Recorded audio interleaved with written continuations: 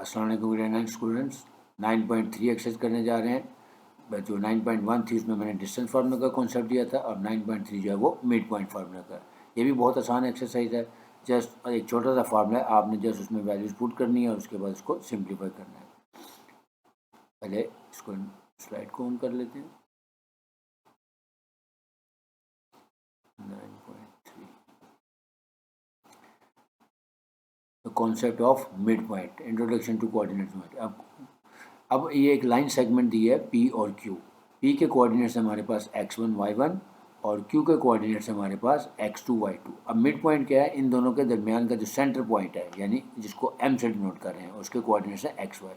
तो बहुत आसान है कि x1 प्लस x2 दोनों को ऐड करके 2 पे डिवाइड कर देंगे। इस तरह y1 प्लस y2 को ऐड करके 2 पे डिवाइड कर देंगे। जैसे सिंपल एवरेज निकालते हैं कि किसी भी दो एक्सट्रीम वैल्यूज़ का जब भी हमने मिड पॉइंट निकालना है तो हम उसकी सिंपल एवरेज लेते हैं, यानी दोनों को ऐड करके 2 पे डिवाइड कर लेते हैं। तो इसको हम मिड पॉइंट फार्मूला कहते हैं। सो m इंटू एक्स वाई, ये इसकी प्रेजेंटेशन है। इसका फार्मूला है m into x1 plus x2 divided by 2, यानी जो हमारे पास x1 और p और q के कोऑर्डिनेट्स दिए हैं उन दोनों को ऐड करेंगे और 2 पे डिवाइड कर देंगे। सो y1 plus y2 divided by 2, बीच में कॉम आ जाएगा। लेट स्टार्ट एक्सरसाइज पे चलते हैं डायरेक्ट। क्वेश्चन नंबर 1 का part number A, find the mid point of the line segment joining the following pairs of points. ये यानी पेयर ऑफ पॉइंट्स हमें दिया हुआ है, ए दिया हुआ है 9 2 और बी दिया हुआ है 7 और 2, यानी x1 और y1 की वैल्यू है 9 2, x2 और y2 की वैल्यू है 7 और 2। जस्ट फार्मूला लिखेंगे using mid point formula, m into x y is equal to m into x1 plus x2 over 2 और comma y1 plus y2 over 2। तो वो x1 और y1 की हमारी पास वैल्यू है, सॉरी x1 और x2 की वैल्यू है 9 और प्लस 7, यानी 9 प्लस 7 ओवर 2 कर देंगे। और सिमिलरली y1 और y2 क्या है 2 प्लस 2, दोनों को ऐड करके डिवाइड कर देंगे। अब 9 प्लस 7 किया तो 16 ओवर 2 यानी 8 और 2 प्लस 2 यानी 4, 4 डिवाइड बाई 2 का मतलब 2।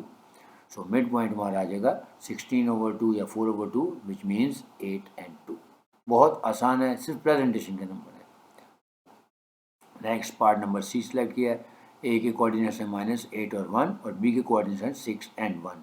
Using mid point formula, m into x y is equal to m into x1 plus x2 over 2 and y1 plus y2 over 2। x1 है हमारे पास -8 और x2 है हमारा 6, तो -8 प्लस 6 डिवाइडेड बाई 2 कर देंगे।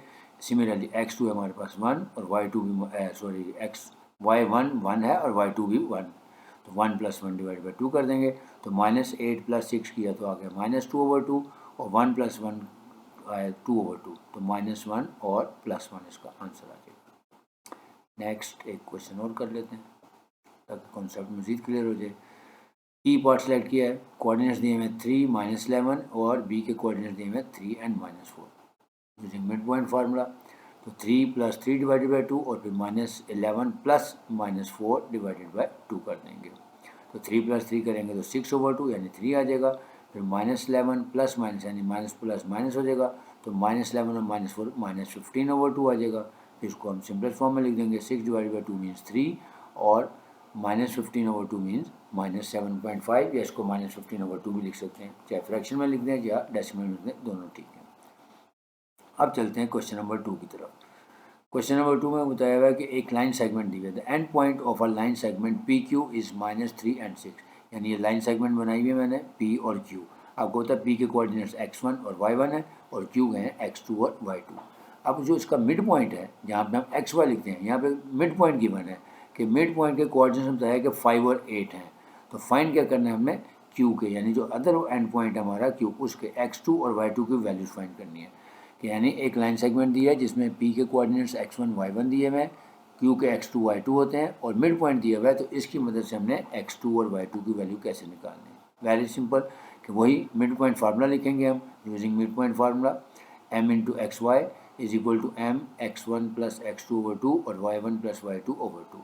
अब सिर्फ प्रेजेंटेशन क्या है कि यहाँ पे हमारे पास मिड पॉइंट दिया हुआ है 5 और 8, यानी जो लेफ्ट हैंड साइड पे हमारा x और y की वैल्यूज है वो हमें गिवन है। तो यहाँ पे हम x और y की जगह 5 और 8 पुट कर देंगे। इसी तरह x1 और y1 हमें वैल्यूज़ गिवन है क्योंकि p के कोऑर्डिनेट्स दिए हुए हैं -3 और 6, तो x1 और y की जगह -3 और 6 पुट कर देंगे और x2 और y2 हमने फाइंड करना है, वो एज इट इज़ रहेंगे। यानी एक्स और वाई की जगह आ गया मिड पॉइंट यानी 5 और 8 आ गया। अब x1 हमने गिवन था -3 क्योंकि p के कोऑर्डिनेट्स दिए हुए हैं, p क्यू के देखें ना क्वेश्चन में लिखा हुआ है the end point p of a line segment P Q is -3 है, यानी जो उसका पहला एंड पॉइंट है p उसके कोऑर्डिनेट्स -3 और 6 दिए हुए थे। तो x1 की जगह -3 आ गया प्लस x2 हमने फाइंड करना है, वो ऐसे आ जाएगा। अब देखें दोनों साइड्स को हम कंपेयर करके देखें तो इसका मतलब है क्योंकि मिड पॉइंट है, इक्वेशन दोनों इक्वल है, तो इसका मतलब -3 plus x2 divided by 2 is equal to 5 है और 6 plus y2 divided by 2 is equal to 8 है।